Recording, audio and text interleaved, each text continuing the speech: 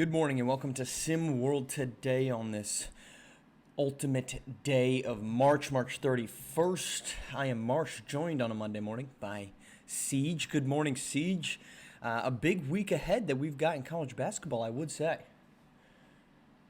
That it is dwindling down to the final weeks. Every game matters just a little bit more, or it feels that way. They all matter the same at the end of the day, but these feel like they matter more as everyone jockeys for positioning, trying to get themselves into the conference championship and ultimately into hoops area.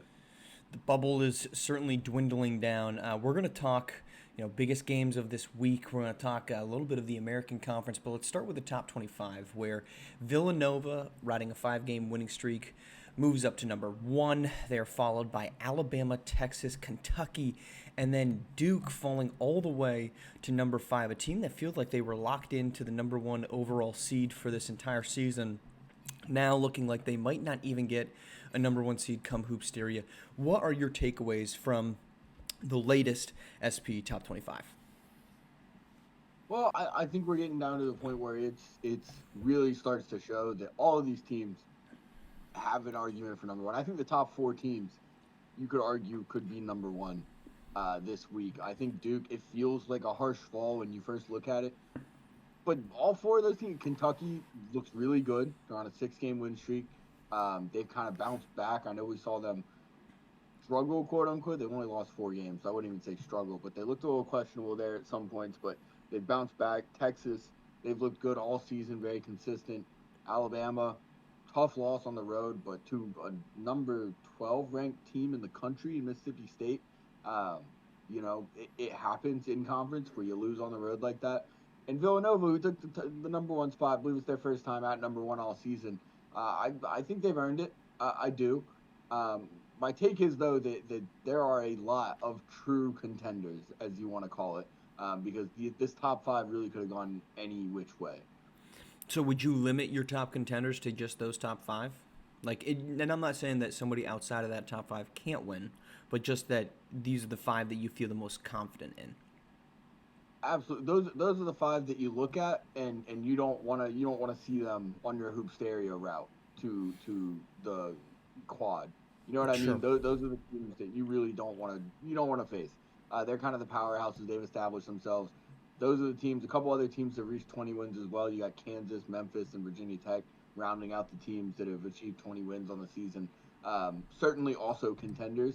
Uh, but all of these teams are five or less losses. They've been consistent. They're well-rounded rosters. They all have a star, and yeah, absolutely. These are the top contenders. These are the guys that you're putting your money on to win hoops area. My takeaway was Iowa, and I remain one of the more. That had been a program I had said over the past, I think, we've been without Lemarian Sherwood for about a month now. That was a team that I was very interested in. Where do they track them? Because this was a top 10 team with Lemarian Sherwood out there. They have not won since his departure. They are on, I think it's a 5 game losing streak right now. 4 game losing streak right now. So they're 3-5. They were 15-4 when he was there. They're 15-8 now, and they're no longer in the top 25. And I was very curious to see where the committee was going to rank them in terms of do we. This isn't the real Iowa, right? This isn't the Iowa that dominates teams because Lemarian Sherwood is so impactful for them. We should get an update, I think, this week on him, but that was what we were kind of being drawn to, or that I was drawn to, is where do you put him? Where do you put this team? They are a top 25 team, but not this version of them. So to see them fall out of the top 25, it kind of felt like the SP was like, can you just win a game? Can you win one game for us? Just keep you guys relevant. Because I honestly think the moment Lemarian Sherwood comes back, this team's top 15, but you're not going to move them from not in the top 25 to all the way out or all the way that far up. So to me, I was very interested to continue to see how was the SP going to judge Iowa, and they said we can't continue to keep them here in the top 25 when we don't know what Lemarian Sherwood. But the moment we get if it is this, hey, Lemarian Sherwood is coming back on the 17th of April. Suddenly that's a number 15 team in the country. Am I wrong? Oh, I think they're better than 15. I think they're a top 10 team with Mm-hmm. Lemarian Sherwood.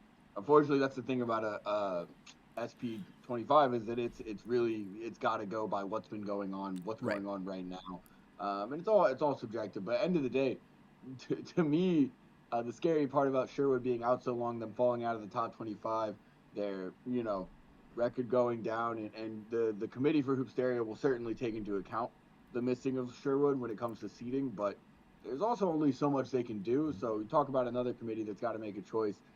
There's going to be some higher seed in Hoopsteria Yeah. who is going to run into a not super low seed, but a quote unquote lower seed Yeah. Iowa and most dominant player in the country in Lamarian Sherwood. That's to me, those implications are scary when you look at them falling out of the SB 25. Is that's going to matter. That's going to Yeah. matter if they close out the season not as a top 25 team. We're going to see them as a lower side seed, and one of these teams is going to get a surprise in their under the tree on Christmas morning of Hoopsteria. So Yeah. I think if I'm a number one team, it's like one of those top five, top eight teams, I'm going to get a 1 or 2 seed, right?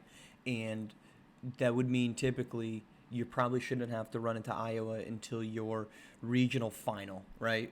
Because Iowa is a top 2 seed when Sherwood's in there. Now, if they get back into the top 25, they're probably a 5 or 6 seed. So now, as a 4, if you're the number 1 seed, I got to face them a round earlier. If I'm a 2 seed, I got to face them a round earlier, maybe 2 rounds earlier. I don't love that. And if I'm sitting there, and look, Villanova, Alabama, Texas, Kentucky, Duke, they're not going to be afraid of Lamarian Sherwood and the Hawkeyes, but they're going to be like, gosh darn, I wish we had one more week and somebody else could have knocked him out before we had to deal with him.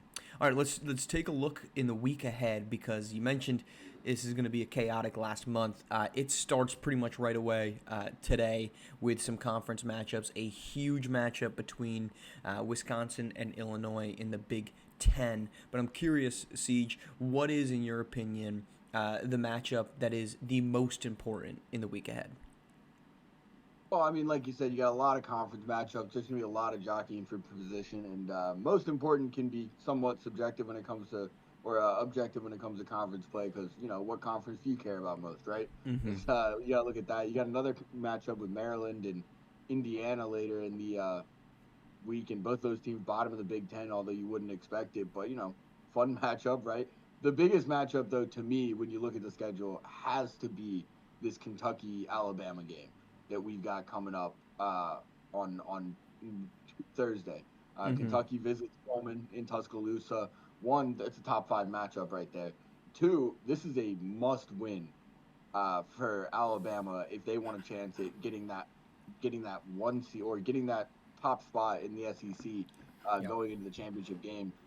They lose and they're tied with Arkansas at 6-3.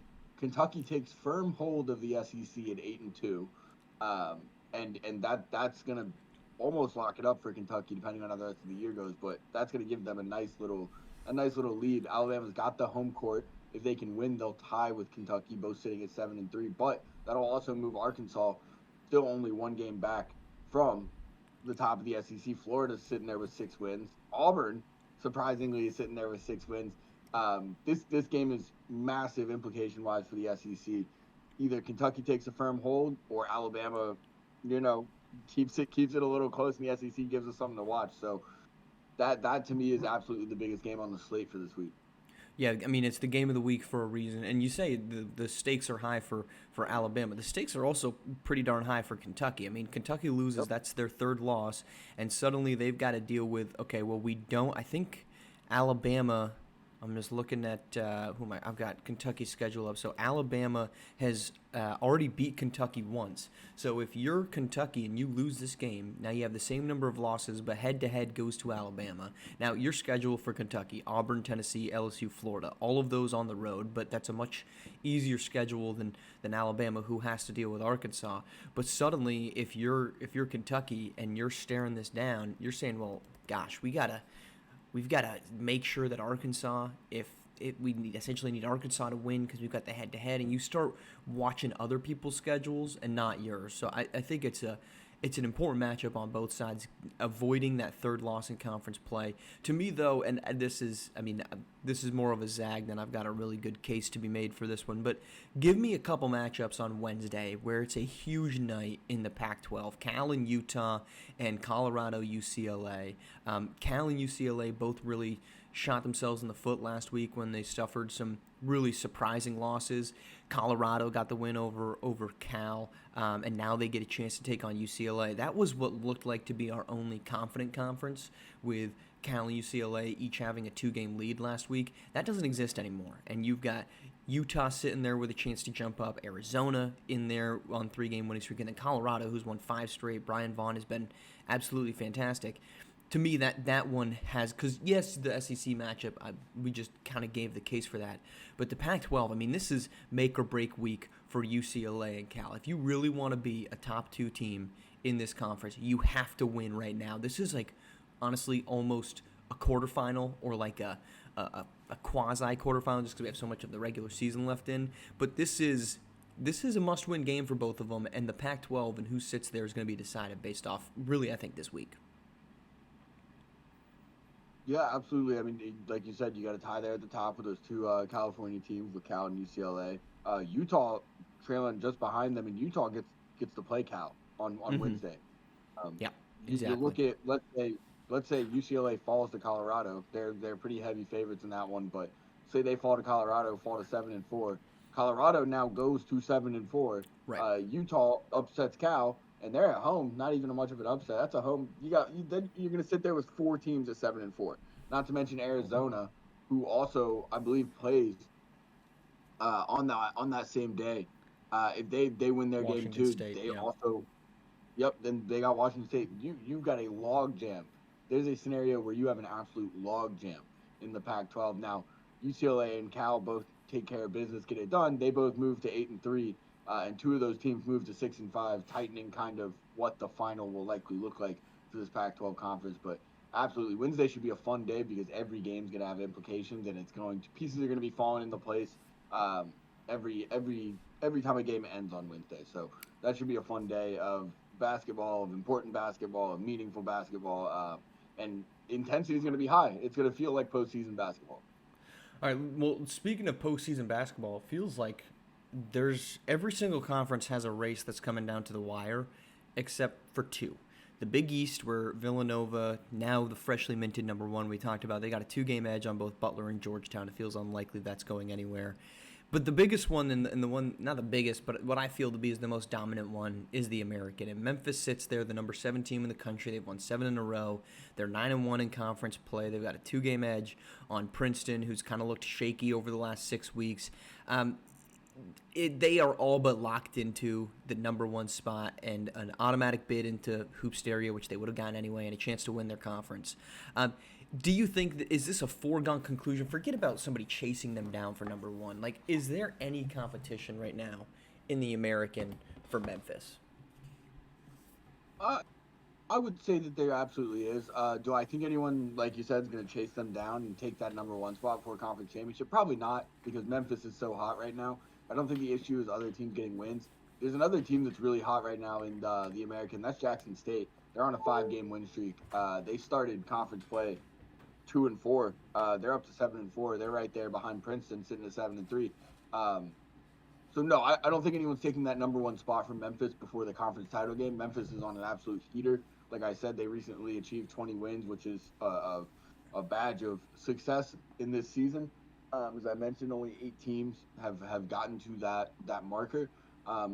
But I do think there's competition in that finals game, or I call it that championship game for the American Conference, whether it's Princeton or Jackson State, or there is even a world where SMU finds a way to slip themselves in. Not a big chance at that one, but there's a chance. But likely you'll see Princeton or Jackson State taking them on. Both of those teams hot right now. If they stay hot, Jackson State, they're an interesting one.